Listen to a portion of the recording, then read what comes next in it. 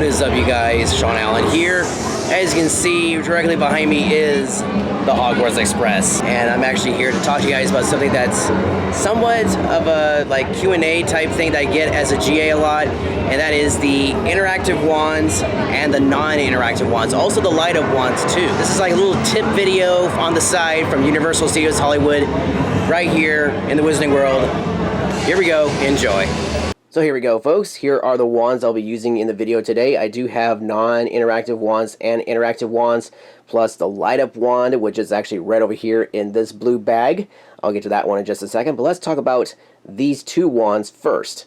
Now, the first wand I'm going to show you is this one right here in this gray box. Now, as you can see, this looks like an ordinary wand box. In fact, I forgot to mention this, but all the wands come in these big, long boxes, depending on their size. This one is a very long one, and this says Professor Dumbledore. So yes, this contains the Elder Wand. And just to give you a size reference, here is the Harry Potter wand, as you can see.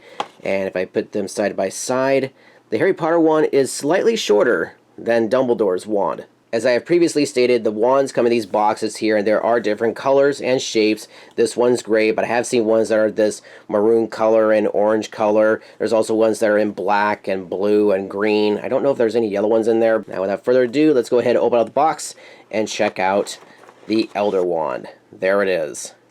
So here it is, the wand outside of its box, and I can tell you right now that it is a non-interactive wand, and I'll explain why in just a second.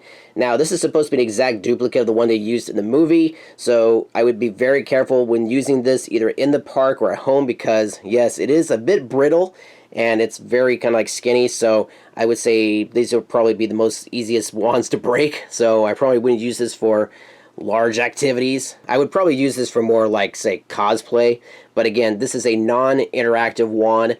And let's go ahead and show you guys the interactive wand. Now, this is the interactive wand right here. And yes, to show you guys a comparison, we have Professor Dumbledore. So this is the interactive Professor Dumbledore Elder Wand. And you will see there is a slight size difference. And before we actually check out the wand, here is the map of Hogsmeade. Now, all of the interactive wands will have a map just like this one. Basically, it gives you a whole layout of Hogsmeade, and Hogwarts is directly up here. Now, there are no interactive areas at Hogwarts, but maybe in the future, you never know. But we do have areas in Hogsmeade where you can use the wands. You can use the interactive wands in different shop windows, like this one right here in front of Honeydukes, right there where you can check out Revelio. That's where you can see the chocolate frog. Here we have an area by the three broomsticks. And there's a lot actually over here by this side where the Owlery is and the Quidditch shop. So yeah, there's actually a lot of cool places here. So if you have an interactive map, don't throw this away, because this actually shows you where to locate them and even the particular way on how to create the spells. There you go. So here is the interactive Elder Wand, and as you can basically tell, it is a lot bigger than the non-interactive wand. Slightly bigger. I wouldn't say it's totally bigger, but there is a size difference. It is a bit thicker in these areas here, and you may notice something interesting. This is, again, the non-interactive wand, and here is the interactive one. You see this right here? This is a special type of sensor that's used in the interactive window shops. And you may notice that this one doesn't have that because, again, this is the non-interactive one. This one is. So you can use this one in the different wand shops. Again, if you're using this outside of like Hogsmeade or using it in the park, be very careful with them because these can break very easily. Now, in Ollivanders, they do have a lot of the character wands, but only a select few are used as interactive wands. If you look inside the stores, they have a whole bunch of rows of different characters and everything, but not all of them have interactive ones. And in case you're wondering, yes, Harry Potter and Voldemort here have interactive wands. Now, I know there's going to be a question in the comments section saying, well, that's great and all, but do I have to open up each box before I can determine which one's a non-interactive wand and an interactive wand? No, you don't have to. In fact, there's a very easy way to determine if a wand is interactive or not. So from a distance, you may look at these boxes and go, oh, hey, those are Dumbledore's wands, right? But which one is interactive, which one's not? Well, look at this. As I pick up the wand boxes, you may notice these labels on here. And you may also notice that they are different. One is a plain label with a white background, and this one has a gold label and it's shiny. So what's the difference? Well, if you have a plain label like this one, this is a non-interactive wand. However, if you have a box that has the gold label, guess what? That's an interactive wand. So that is one obvious way on how to determine which one is a non-interactive wand and an interactive wand. Now, as I mentioned, they do sell a lot of the character wands, or basically the wands you see in the movies, but there are also wands that are non-character based. This one right here is my own particular wand that's a non-character based wand, and it's the Wand of Ash. And this is, again, another interactive wand. Here's the wand right here. This is the one I used in the ride. There it is. I got this in particular because, well, I didn't get this one. The wand chose me because I worked at the Ash vs. Evil Dead maze over at Universal Studios Hollywood for Halloween Horror Nights in 2017. So, hey, it makes sense, right? Ash vs. Evil Dead, the Ash wand, boom, right? Good combination. Like I mentioned before, to be very careful with the wands, you may notice that the tip of this is broken. The sensor on this is broken. I accidentally broke it because I dropped it.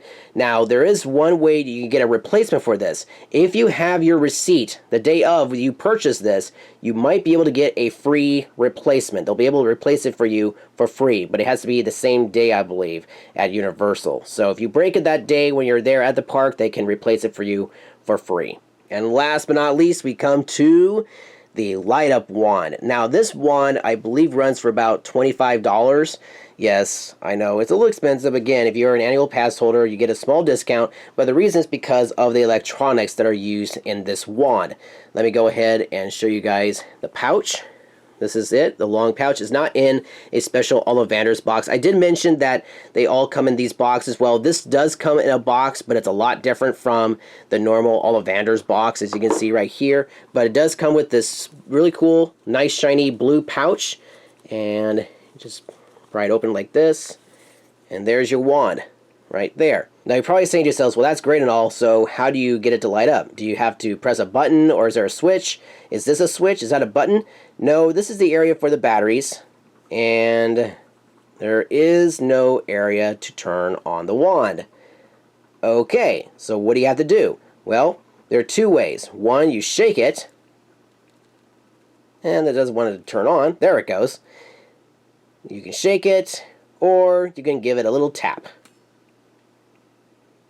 That's how you get it to light up. I know, it's a little ridiculous, but I would have liked to have had a little switch or a button you can press so you can keep it on longer, but that's the way and how to get it to light up. And it's actually pretty bright, I will admit. It's almost like it's, I think it actually is an LED light. So it is a very bright light, as you can see. In fact, if I was to turn off my light, you can see that it's very bright. I'm actually filming this at night, so this is perfect. So, Lumos. There you go. It's pretty bright. Whoops, I just tapped the box. One more time. I'm tapping it. I don't think it's like, no matter how you shake it or tap it, it doesn't get any brighter. It's just one brightness and that's it. And it will dim down eventually over time. So use it wisely. I've had this now for about, I don't know, maybe 4 or 5 months. So it's been pretty bright for a long time. So the less times you use it, the more times you'll be able to use it later on in the future. But still, be careful with this again because you don't want this to break at all. And it's going to die again.